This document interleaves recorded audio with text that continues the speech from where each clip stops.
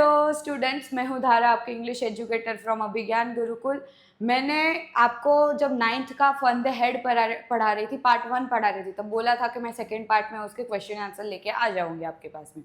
और देखो आज मैं आपके लिए फन द हेड के क्वेश्चन आंसर्स लेके आ गई।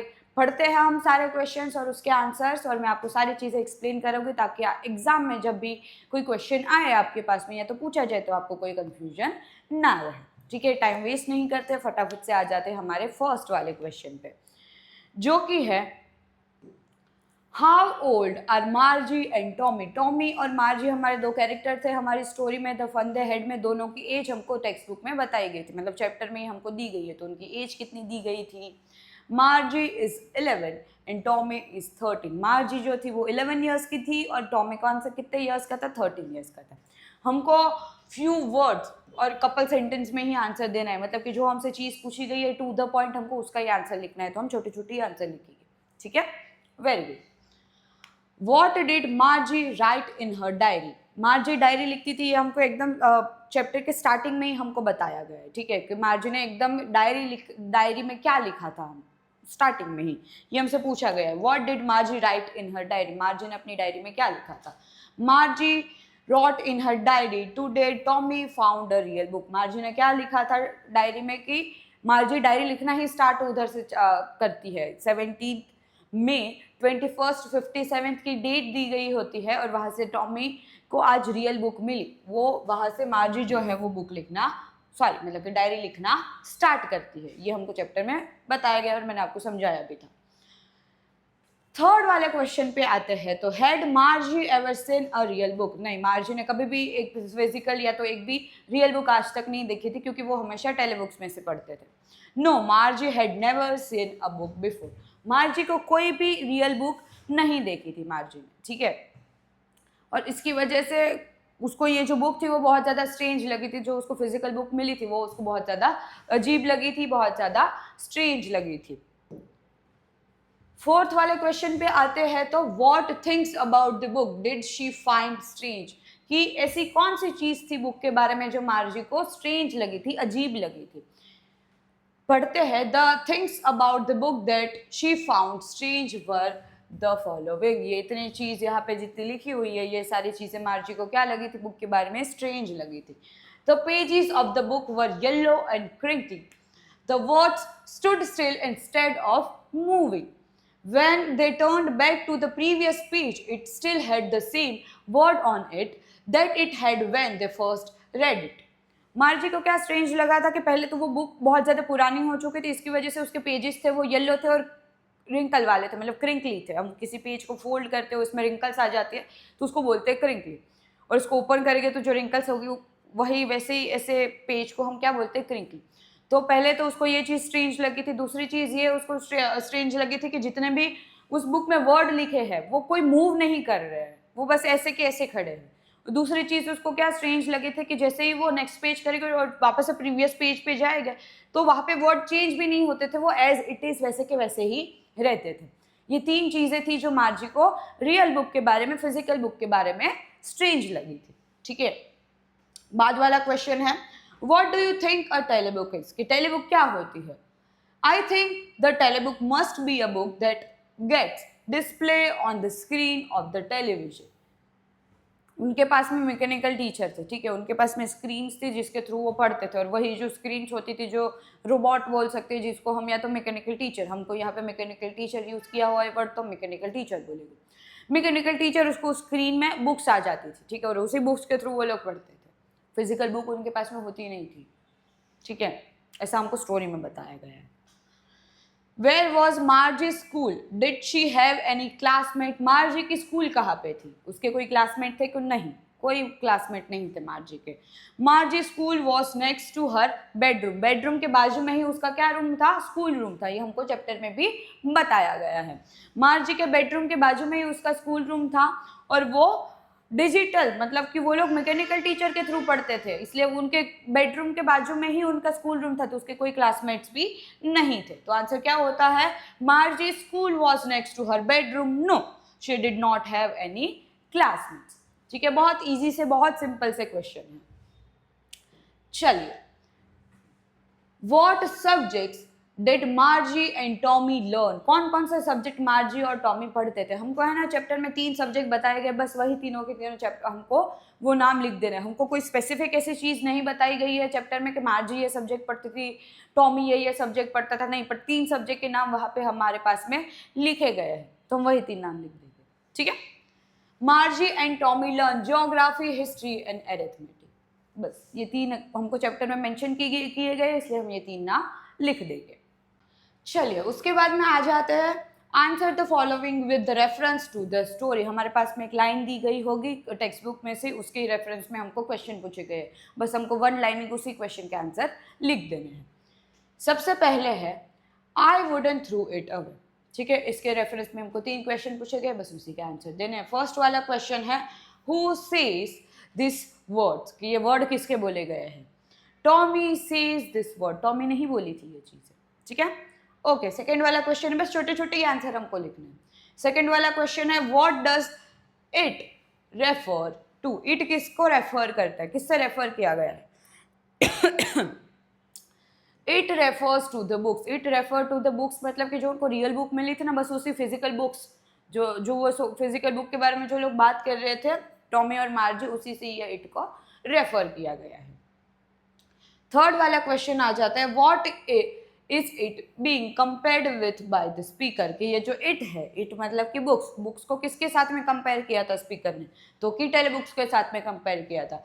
The paper bag book is being compared with the telebooks by the speaker, जो पेपर बैग मतलब कि जो उनको ओरिजिनल बुक मिली थी, ठीक है, वैसी बुक्स को उन्होंने टेलीबुक्स के साथ में कंपेयर किया था। बस इतने छोटे छोटे आंसर हम लिखेंगे ये रेफरेंस टू द स्टोरी के। चलिए उसके बाद में सेकेंड वाला आ जाता है, तो आ जाता है sure they had a teacher but it wasn't a regular teacher, it was a man, ठीक है। इसमें भी हमको 3 क्वेश्चन पूछे गए हैं। Who does they refer to, they किसको रेफर कर रहा है? They refers to the student centuries ago, they किसको रेफर करे? जब वो बात कर रहे थे कि सेंचुरीज अगो जो स्टूडेंट होते थे, बस उसी से ही ये दे को रेफर किया गया है। What does regular mean here? Regular किसको बोला गया है? देखो इधर रेगुलर वर्ड यूज किया है, तो ये जो रेगुलर यूज किया गया है ये किसको बोला गया है? Regular means the usual for the people in 21st 57। उनके लिए रेगुलर टीचर मतलब क्या होता था? Mechanical teacher. तो उनके लिए तो रेगुलर वही टीचर हो गए, ह्यूमन तो हो गए, ह्यूमन टीचर तो हो गए नहीं, क्योंकि उन्होंने कभी पढ़ा ही नहीं है ह्यूमन टीचर से। इस वजह से जो रेगुलर है वो किसके लिए यूजुअली वहाँ के मतलब कि 21st 57 के जो लोग हो गए, उसके जो उनको पढ़ाते हैं उसकी वजह से ये रेगुलर वर्ड यहाँ पे यूज किया गया है। Here regular teacher means the mechanical teacher, उन्होंने रेगुलर टीचर को यूज किया था। रेगुलर टीचर मतलब कि मैकेनिकल टीचर, क्योंकि उनके लिए तो वही रेगुलर टीचर है। उनके लिए अनयूजुअल कौन है? हम, मतलब कि ह्यूमन टीचर है ना। Very good. थर्ड वाला क्वेश्चन आ जाता है what is it contrasted with, it किसको, ये जो इट है वो किसके साथ में कॉन्ट्रास्ट करा गया है? The mechanical teacher is contrasted with human teacher if earlier times. Human teacher, ठीक है, ये जो मैकेनिकल टीचर है उसको कॉन्ट्रास्ट किसके साथ में किया है? ह्यूमन टीचर के साथ में। ह्यूमन टीचर मतलब कि अभी जो इस हमारे जो सेंचुरी में है, हमारे हम जिस तरीके से जितने भी टीचर्स जो आप लोगों को पढ़ाते हैं उसके साथ में मैकेनिकल टीचर को कॉन्ट्रास्ट किया गया था, क्योंकि उन लोगों के लिए यूजुअली कौन पढ़ाता था और उनके लिए नॉर्मल चीज़ रेगुलर टीचर कौन है? उनके लिए मैकेनिकल टीचर है। ह्यूमन टीचर से वो उनके लिए क्या है? अनयूजुअल है, इस वजह से, ठीक है। Very good. ओके, अभी आ जाता है answer each of this question in short paragraph about 30 words. जो हमने आगे के जितने भी क्वेश्चंस दिखे वो 1 लाइनिंग आंसर वाले थे, ठीक है। उसके 1 लाइन में हमने आंसर कर दिया। अभी थोड़े से बड़े क्वेश्चन आ चुके हैं, पर डरने की बिल्कुल भी बात नहीं है। इधर सारे आंसर लिखे हुए, सारे आंसर आपको मैं समझाऊंगी, ठीक है। Okay, what kind of teachers did मार्जी and Tommy have? मार्जी और टॉमी को किस तरीके के टीचर्स के साथ में पढ़ना पड़ता था? कैसे टीचर्स थे उनके पास में? मार्जी and Tommy had mechanical teachers. The mechanical teachers had big screens on which all the lessons were shown and questions were asked. The children were taught through computer and television screens. They did not have human as a teachers. मार्जी और Tommy के पास में कौन था mechanical teacher से, जिसकी बड़ी सी black अगली सी जो स्क्रीन होती थी जिसमें सारे लेसन उनको सिखाए जाते थे और सारे क्वेश्चंस उनसे पूछे जाते थे। जो चिल्ड्रन है उनको कंप्यूटर और टेलीविजन स्क्रीन के थ्रू ही पढ़ाया जाता था, सिखाया जाता था, उनके पास में हमारे जैसे ह्यूमन टीचर्स नहीं है। ओके उसके बाद वाला क्वेश्चन आ जाता है, why did Margie's mother send for the county inspector. Margie की मदर ने काउंटी इंस्पेक्टर को क्यों बुलाया था, क्यों उसको चैप्टर में मेंशन किया गया है। Margie's mother sent for the county inspector because the mechanical teacher of Margie was not functioning properly. क्यों बुलाया गया था, क्योंकि मार्जी का जो मैकेनिकल टीचर था, ठीक है, वो पूरी प्रॉपर तरीके से काम नहीं कर रहा था। तो मार्जी की मदर को क्या लगा कि हो सकता है इसमें कोई फॉल्ट आ चुका हो, तो उसको क्लियर करने के लिए, उसको सही करने के लिए उसने काउंटी इंस्पेक्टर को बुलाया था। It kept giving Margie geography test and Margie was performing worse every time. Margie's mother was concerned and thus sent for the county inspector. वो मार्जी को जियोग्राफी टेस्ट दिए जा रहा था और मार्जी उसमें खराब से खराब, मतलब गंदा से गंदा परफॉर्मेंस किए जा रहे थे, उसके गंदे से गंदे मार्क्स आए जा रहे थे। और इसी की वजह से जो मार्जी की मदर थी वो थोड़ी टेंस्ड हो चुकी थी, उसको थोड़ा टेंशन आ चुका था मार्जी के लिए, और इसी की वजह से उन्होंने काउंटी इंस्पेक्टर को बुलाया था। सॉरी। और उसी की वजह से उन्होंने काउंटी इंस्पेक्टर को बुलाया था। ओके उसके बाद वाला क्वेश्चन आ जाता है, what did he do. He मतलब कि है हमारा काउंटी इंस्पेक्टर, ठीक है। The county inspector smiled at Margie and give her an apple. He took the mechanical teacher away from her, then he fixed the mechanical teacher. He told Margie's mother that geography sector of the mechanical teacher was geared a little too quick and that he was solved it up an average 10-year level. उसने क्या बोला, counter inspector ने पहले तो वो आया, उसने मार्जी को एक एप्पल दिया, ठीक है, उसके सामने मार्जी के सामने स्माइल की, उसने मार्जी को एक एप्पल दिया और उसको वो जो मैकेनिकल टीचर था उसको वो लेके चला गया, उसने फिक्स किया। और मार्जी की मदर को क्या बोला कि ये जो मैकेनिकल टीचर था उसमें प्रॉब्लम आ चुका था, उसका जो जियोग्राफी सेक्टर था वो थोड़ा हायर हो चुका था, मतलब मार्जी छोटी थी उससे हायर लेवल का वो थोड़ा चला गया था। इसकी वजह से मार्जी को वो गलत गलत टेस्ट दिए जा रहा था, हायर लेवल का टेस्ट दिया जा रहा था, बट उसने उसको फिक्स कर दिया है और अभी उसने उसको मार्जी के लेवल के 10-year लेवल तक उसने वापस से नॉर्मलाइज कर दिया है, इसलिए अभी कोई इश्यू नहीं आने वाला है। Very good. उसके बाद में आ जाता है फोर्थ वाला क्वेश्चन जो कि है, why was Margie doing badly in geography, what did the county inspector do to help her. Margie हमको पता ही है वो जियोग्राफी में गंदे मार्क्स लिए, मतलब ला के आ रही थी, उसको गंदे गंदे मार्क्स मिल रहे थे जैसे ही वो मैकेनिकल टीचर उसको टेस्ट दिया जा रहा था, तो उसकी वजह से काउंटी इंस्पेक्टर ने क्या किया। Margie was doing badly in geography because the questions that were displayed on the screen of the mechanical teacher were too quick for her age. The county inspector slowed its speed to an average 10-year level so that Margie would be able to perform satisfactorily. उसने क्या किया, वो जो geared हो चुका था, मतलब कि वो अपर लेवल पे चला गया था मैकेनिकल टीचर का जो जियोग्राफी सेक्टर है, तो काउंटी इंस्पेक्टर ने क्या किया, उसको वापस से मार्जी के लेवल पे नॉर्मलाइज कर दिया, मार्जी के लेवल पे नॉर्मलाइज कर दिया और उसके बाद में मार्जी जो थी वो अच्छी तरीके से, मतलब सेटिस्फैक्टरी परफॉर्मेंस करने लग चुकी थी। ओके उसके बाद में हमारे पास में क्वेश्चन आता है, what had once happened to Tommy's teacher. के एक बार टॉमी के टीचर के साथ में क्या हुआ था। Tommy's teacher had to be taken away all together for a month as the history sector had blend out completely.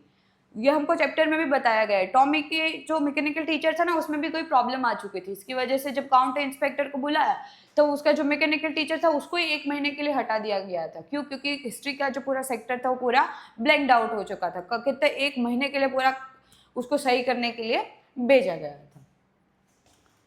Very good. Did मार्जी have regular days and hours for school, if so why. Yes, Margie had regular days and hours for school because Margie's mother believed that little girls learn better if they learn at regular hours. Margie के मतलब हमसे ये पूछा गया कि मार्जी के जो school के डेज थे वो फिक्स थे और आवर्स भी फिक्स थे, तो बोले हाँ, क्यों, क्योंकि मार्जी की मदर का ये मानना था कि अगर लड़कियाँ एक रेगुलर आवर्स पे रेगुलर डेज पे पढ़े तो वो अच्छी तरीके से पढ़ सकते हो और उनको वही आवर्स पे पढ़ना चाहिए। Okay, how does Tommy describe the old kind of school? Tommy ने किस तरीके से ओल्ड काइंड ऑफ स्कूल को डिस्क्राइब किया था? Tommy sees that the old kind of school had special buildings. All the kids went to that building for studying. Tommy ने क्या बोला था कि वो स्पेशल बिल्डिंग्स होती थी। स्पेशल बिल्डिंग्स मतलब के स्कूल, ठीक है, स्पेशल बिल्डिंग्स होती थी और सारे बच्चे एक साथ वहां पे जाते थे, क्या करने के लिए? पढ़ाई करने के लिए। ओके, इसके बाद वाला क्वेश्चन है how does he describe the old kind of teachers? He मतलब कि टॉमी ने ऑल जो पुराने टीचर्स थे उनको किस तरीके से डिस्क्राइब किया था? He tells मार्जी that the old kind of teachers were human instead of machines.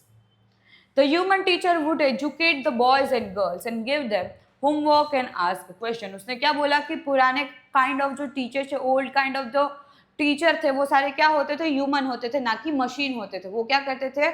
बच्चों को पढ़ाते थे और उनको एजुकेट करते थे और उनको होमवर्क देते थे, क्वेश्चंस देते थे। ठीक है, वेरी गुड। उसके बाद में आ जाते हैं हमारे लॉन्ग क्वेश्चन, जिसके आंसर हमको देने हैं 100 to 150 वर्ड्स में। ठीक है, कोई बात नहीं, बहुत इजी है, दे सकते हैं हम आंसर। ओके, फर्स्ट वाला क्वेश्चन आ जाता है, what are the main features of the mechanical teachers at the classroom that Margie and Tommy have in the story? कौन कौन से फीचर्स होते थे क्लासरूम के मैकेनिकल टीचर्स के जो हमको स्टोरी में बताए गए? तो बस हमको वही यहाँ पे बता देना है। The main feature of the mechanical teachers that Margie and Tommy have are as follows. क्या क्या होते थे उसके, देखते हैं हम features. The mechanical teachers have big black screen on which lessons are displayed and questions are asked. कि उसके पास में जो टीचर्स होते थे, ठीक है, उसके जो मैकेनिकल टीचर्स होते थे वो बड़ी सी बिग स्क्रीन होती थी जिसमें क्वेश्चंस आते थे और चैप्टर्स उसी के थ्रू समझाए जाते थे। The student need to put their homework and test paper in the slot that present in the mechanical teacher. उनको एक पर्टिकुलर स्लॉट पे उनके होमवर्क और उनके टेस्ट पेपर्स इंसर्ट करने होते थे मैकेनिकल टीचर के लिए। The student write answer in punch code and the mechanical teacher calculate the result right away. उनको एक पंच कोड लिखना होता था और उसके थ्रू वो क्या करते थे? उसमें टेस्ट पेपर डालते थे और या तो होमवर्क डालते थे और वो तुरंत ही उसी टाइम पे एट द मोमेंट वो जो मैकेनिकल टीचर है वो उनके मार्क कैलकुलेट करके उनको उसी टाइम पे दे देते थे। The main feature of the school rooms that Margie and Tommy have are given below. In the story, the school room are there in the home. School room कहाँ पे होते थे? उनकी कोई बिल्डिंग्स नहीं होती थी, पर उनके बेडरूम के बाजू में उनके ही घर में उनके स्कूल रूम्स होते थे और जहाँ पे उनको पढ़ाई करनी पड़ती थी। For instance, Margie's school was right next to her bedroom. The students do not have classmates. मार्जी के लिए क्या था? उसका जो स्कूल रूम था उसके बेडरूम के बाजू में ही था और उनके कोई क्लासमेट्स भी नहीं होते थे। They study subject like arithmetic, history, geography, etc. और वो जियोग्राफी, हिस्ट्री, अरिथमेटिक जैसे सब्जेक्ट को पढ़ते थे। The mechanical teacher would turn on the same time every day except the weekends. मतलब सैटरडे संडे, ये मेंशन भी किया हुआ है हमारे चैप्टर में कि मैकेनिकल टीचर है वो सेम टाइम पे ही उसके स्क्रीन में सारे चैप्टर्स वगैरह सब कुछ आने लग जाता और बच्चों को उसके सामने बैठ के उनके साथ में पढ़ना पड़ता था, सिर्फ वीकेंड्स को छोड़ के। ठीक है, बहुत ईजी है, कोई डिफिकल्ट नहीं है। उसके बाद में आ जाते हैं सेकंड वाला क्वेश्चन। सेकंड वाला क्वेश्चन है, why did मार्जी hate school? Why did she think this old kind of school must have been fun? मार्जी क्यों अपने स्कूल को, मतलब कि जो 21st 57th में जो स्कूल उनके लिए जो स्कूल था उसको क्यों हेट करती थी और उसको क्यों ऐसा लगता है जो पुराने टाइम में, मतलब कि अभी जो हमारे पास में जो स्कूलिंग सिस्टम है वही ज़्यादा अच्छी है, बेटर है। मार्जी hated school because she felt it boring, क्योंकि उसको बोरिंग लगती थी स्कूल। ठीक है, The mechanical teacher started the class at same time regularly. वो सेम टाइम पे उसकी क्लासेस स्टार्ट हो जाती थी। Margie's mechanical teacher was giving her test after test on geography and she was performing badly. उसको test पे test दिए जा रहे थे और उसमें उसके गंदे मार्क्स आ रहे थे। Margie also did not like inserting homework and test papers in the slot on the mechanical teacher. उसको होमवर्क और टेस्ट पेपर भी इंसर्ट करना अच्छा नहीं लगता था जो कि मैकेनिकल टीचर उनको देते थे। She thought that the old kind of school must have been fun because it would have kids from various places of the neighborhood. उसको क्यों ऐसा लगता है कि पुरानी तरीके की स्कूल, मतलब जिस स्कूल में अभी हम लोग पढ़ रहे हैं वो ही सारा सिस्टम अच्छा है। क्यों? क्योंकि वहाँ पे उस स्कूल में अलग अलग जगह के अलग अलग बच्चे वहाँ पे आते होंगे, हर जगह के आते हो, हर आसपास के बच्चे, सारे बच्चे एक साथ में बैठ के पढ़ाई करते हैं। It would have been so interesting to sit together in the classroom and leave the class together at the end of the day। कि कितना अच्छी बात है, कितनी मजे की बात है, कितनी फन की बात है कि सब एक साथ में बैठ के एक ही क्लासरूम में बैठ के पढ़ेंगे और सभी एक साथ में क्लासरूम से बाहर निकलेंगे जब उनकी स्कूल खत्म हो जाएगी। All the kids learn the same thing so they could help each other in studies and homework। सारे बच्चे एक जैसी चीज सीखेंगे और एक जैसी सारी बच्चों ने चीज सीखी होती है तो वो उनके एक दूसरे के होमवर्क में और उनको स्टडीज में भी हेल्प कर सकते हैं। ये चीजें मार्गी को पसंद आई थी ओल्ड स्कूल के बारे में। थर्ड वाला क्वेश्चन आ जाता है, do you agree with Margie that schools today are more fun than the school in the history. Give reason for your answer. क्या तो हम इस चीज पे अग्री करते हैं कि जो स्कूल हमको स्टोरी में बताए गए 21st 57 की हमको जो स्कूल सिस्टम बताए गए उससे बहुत ज़्यादा बेटर है हमारी आज वाली स्कूलिंग सिस्टम। क्या हमको ऐसा लगता है? और अगर लगता है हमको रीज़न देना है। Yes, I agree with Margie that schools today are more fun than the school in the story. Actual में हम सब ये चीज़ को अग्री करते हैं। In the story the schools are in the students homes. This gives no space for interaction between students. उनके घर में ही उनके क्लासरूम्स होते थे, हाँ मतलब स्कूल रूम्स होते थे। इसकी वजह से स्टूडेंट मतलब क्लासमेट तो कोई थे ही नहीं और ह्यूमन टीचर भी नहीं, तो मैकेनिकल टीचर थे, तो स्टूडेंट के साथ में किसी का कोई इंटरेक्शन नहीं होता था। और अभी देख लो स्कूल में कितने ही लोग होते, कितने ही टीचर्स होते, कितने ही क्लासमेट्स होते, कितने सारे फ्रेंड्स थे, सबके साथ में हम बातें करते हैं। कितना अच्छा इंटरेक्शन हुआ ना? बिल्कुल। Studying from screen and taking up test sounds boring। और स्क्रीन से पढ़ो, उसी में ही टेस्ट दो, ये सारी चीजें बहुत ज्यादा बोरिंग साउंड करती हैं। Inserting homework and test papers in a slot on a mechanical teacher every day in monotonous। monotonous मतलब कि होता है बोरिंग, ठीक है, कि एक ही टाइम पे एक ही चीज बार बार एक ही स्लॉट में इंसर्ट करते रहो, टेस्ट पेपर है, होमवर्क है, तो बहुत ज्यादा बोरिंग लगता है, बिल्कुल भी अच्छा नहीं लगता। Writing answer in punch codes even more draining. और पंच कोड में आंसर लिखो, पहले का आंसर लिखो फिर उसके बाद में पंच कोड लिखो ताकि वो इंसर्ट और मैकेनिकल टीचर उसको चेक कर सके। टेस्ट पेपर में भी सेम चीज होती है, तो ये तो उससे भी ज्यादा थका देने वाली चीज है। Learning together in a class give student a wider view of the people. और क्लास में अगर हम एक साथ सारे बच्चों के साथ में बैठ के पढ़ते हैं तो हमको समझने का, हमको व्यू जो है, हमको हमारी जो माइंड सेट है वो क्या हो जाता है, ओपन हो जाता है। बहुत सारे लोगों के व्यूज हमको मिलते हैं कि कौन किस चीज पे, किस पर्टिकुलर टॉपिक पे क्या सोच रहा है। Students also get familiar with others and learn how to interact and socialize। Getting taught by human teachers is way more dynamic than being taught by a machine। कि बच्चे एक दूसरे से इंटरेक्ट करेंगे ताकि उनको इंटरेक्शन में भी प्रॉब्लम नहीं आती और दूसरे लोगों के साथ में बच्चे सोशलाइज होना भी सीखते हैं। और मशीन से पढ़ना तो बहुत बहुत बहुत ज्यादा बेटर है ह्यूमन से पढ़ना, है ना? If there is any issue with any lesson or concept, the student can ask the human teacher then and there। और कभी भी कोई किसी चीज में डाउट आया, किसी कोई चीज नहीं समझ में आई, तो उधर उसी टाइम पे स्टूडेंट पूछ सकते हैं और उसी टाइम पे उनके उस प्रॉब्लम का सोल्यूशन आ सकता है। कैसे भी पूछ सकते हैं, कभी भी पूछ सकते हैं। But mechanical teachers are programmed with a certain lesson and concept for particular day। पर मैकेनिकल टीचर को उस तरीके से प्रोग्राम किया होता है कि इस डे पे ये चैप्टर या तो ये लेसन कंप्लीट हो जाना चाहिए। क्या इंटरेक्शन है इसमें? कोई इंटरेक्शन नहीं है। When the student solves the homework, he or she can get help from classmate. उनको होमवर्क भी दिया जाता है, स्कूल में होमवर्क दिया जाता है, तो अगर नहीं भी समझ में आ रहा है तो क्लासमेट के पास से, फ्रेंड्स के पास हम हेल्प ले सकते हैं। यहाँ किसके पास में हेल्प लोगे? तुम, कोई है ही नहीं तुम्हारा क्लासमेट। तो that's how the schools today are more fun than the school in the story. इसी वजह से क्या लगता है कि जो स्कूल में हम अभी पढ़ाई करते हैं, जो आज के टाइम की स्कूल है, वो बहुत ज़्यादा फन है, मतलब बहुत ज़्यादा अच्छी है, जो स्कूल के बारे में हमको स्टोरी में बताया गया है। और यहाँ पे होते हैं हमारे क्वेश्चन आंसर खत्म। देखा कितनी जल्दी क्वेश्चन आंसर्स खत्म हो गए, बिल्कुल भी डिफिकल्ट नहीं है, बिल्कुल भी ऐसे फ्रस्ट्रेटिंग नहीं है, बहुत इजी से क्वेश्चन आंसर। अगर हमको चैप्टर समझ में आ चुका है तो हम क्वेश्चन आंसर भी इजी तरीके से लिख सकते हैं, कोई उसमें डिफिकल्ट चीज़ है ही नहीं, है ना। चलिए, मैं मिलती हूँ आपसे नेक्स्ट चैप्टर के साथ नेक्स्ट क्लास में, तब तक के लिए बाय बाय।